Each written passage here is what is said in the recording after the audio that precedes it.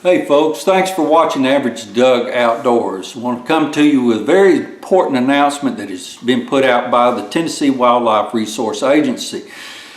The Tennessee Wildlife Resource Agency is wanting to monitor any form of CWD or EHD that is in deer.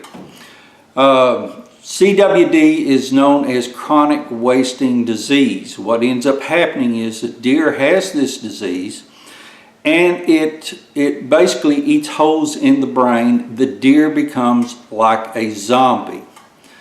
So I'm going to give you what to look for a deer with CWD and EHD. And then I want to share with you what the Tennessee Wildlife Resource Agency is wanting us to do so that they can monitor this.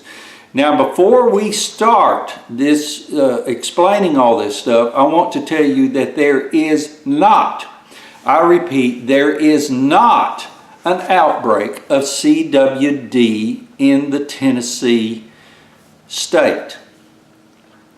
All they're wanting to do, the Tennessee Wildlife Resource Agency, is to monitor to make sure that there will not be an outbreak in the future, okay? I have heard tales of CWD and EHD coming into the state of Tennessee. As a matter of fact, a friend of mine had a video of a large buck and we finally determined that that buck had EHD. Now, CWD and EHD, the signs are pretty much the same. CWD, chronic wasting disease, has come about from from deer eating grass that's grown on contaminated ground. CWD is a lot like mad cow disease. However, there has not been any links that we know of for cows catching CWD or mad cow disease from deer or the ground that they're eating and it's contaminated. The same with EHD. The signs that you will see a deer have, number one, is significant weight loss. Now these are signs of a deer that has it in its later stages. It is always, there is a 100% mortality rate on these deer. You will see them with significant weight loss. It is obvious that they are sick. The other thing is they have a tendency just to stand around in this zombie glaze that they're looking at. Things do not affect them. They do not act normally, okay? They are not quick to move or anything like that. You will also see them drooling. That is part of the effects in the later stages, is constant drooling of the deer. And you will see a difference in the fur that is on the deer. Sometimes they might have a mangy look to them. Certainly could be a color difference. If you shoot or if you see one of these deers, go ahead and harvest it, even if it means it messes up your hunt. Go ahead and harvest that deer. Immediately call the Tennessee Wildlife Resource Agency. Since you're not going to consume the deer, then I wouldn't even worry about field dressing it or anything like that. However, if you are hunting and you go ahead and you harvest a good healthy deer, at this time it is best that you wear gloves. Myself, I very seldom wear gloves. However, I'm putting a box full of gloves in my truck just to do that with. Because like I said, this is not an outbreak. It's not an outbreak. It's just a monitoring state. Now, the Tennessee Wildlife Resource Agency, for opening day of gun season, which is November 17th, it happens to be today, they had monitoring stations that you could bring your harvest to, and they will check that deer. It does not mean that they're going to keep it. It just means that they want to check it so that they can monitor, and they ask for your help.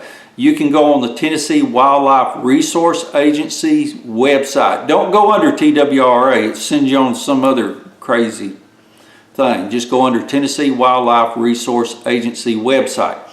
And I'm sure that they have the information where to take it. Around here, there's not many places that we can take it. But if we suspect a deer to have that, then all we have to do is give them a call. If you harvest a deer from out of state, whether it's North Carolina, South Carolina, Kentucky, Missouri, Arkansas, Alabama, Mississippi, Georgia, anywhere that is out of state, you need to have the TWRA test that deer whenever you bring it in. If the deer is positive for CWD, then that deer has to be destroyed in a certain way. If you happen to harvest a deer, shoot a deer, and then after you shoot it, you suspect it to have CWD, don't just leave that deer there. What you're doing is spreading the contamination. Be sure and call your local TWRA. Now, EHD also is a cousin disease to that. A cousin disease to that is the fact that it has all the signs. Loss of equilibrium, many times a loss in weight, all that stuff. The difference is EHD is also called blue tongue disease. There's a swelling around the mouth and with the tongue that leaves it a blue color. Okay. Now I've shot deer before and they've had a blue colored tongue or a bluish colored tongue. I would be too if I had a big old 30 caliper running through me. However, I have consumed that meat and we have never been sick before. There has never, get this now, understand this right away, there has never been in the entire United States or in European countries a link between a human being getting sick and an animal that has CWD or EHD, okay? They have never linked it. We get that out there straight to begin with. Now, we don't want this to spread out here like it's some kind of a plague that's coming through, because it's not. What happened one time in Wisconsin was they had a plague of CWD. They considered it a plague whenever they found like 680 something deer out of 100,000 deer to have it. They consider that a plague. So they roped off certain square acreage and they destroyed every single solitary deer in that area to try to eliminate it. Now what ended up happening was there was a panic that was among hunters. And a lot of hunters quit hunting deer. Well, what this did was it blew the balance out, because wildlife resource agencies really rely on hunters to help keep population in check. That's the reason why one year you might see a harvest rate go up or drop down, or different times of the year they might have longer bow seasons than they have gun seasons and all that. All that is to keep things in balance. If the hunter was not out there, we would not have wildlife that we have today. So it's very important that you do not let this thing get all crazy and out of hand. I'm not saying that there is a plague out there. All I'm saying is that Tennessee Wildlife Resource Agency wants to keep a handle on it so there won't be a plague one day, okay? If there is, that will change deer hunting the way we know it until everything comes back to normal, which could take years. Be sure and to send this video out over Facebook and anywhere else, because we need to get the word out there, and TWRA is really relying and asking for your help, okay?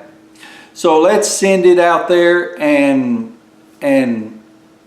get the word out. Now, for you folks that are hunting private land, particularly somebody that if you're searching for private land and you find a farmer somewhere that has cattle and all that stuff and you're searching for private land, now might be the time to ask if you can hunt their land for deer. Because farmers or cattlemen, just like anybody else, they keep up with what's going on, and they have a real concern whenever it comes to chronic wasting disease or EHD. They do not want their herd to catch it. So they might very well allow you to come on there and help eliminate, if not at least eliminate, to pressure the deer to move them off of their property. So that could be a plus for you at this time, okay? Folks, thanks for watching, and I hope you have a great day. Tune in again to Average Doug Outdoors and keep hunting. Thanks.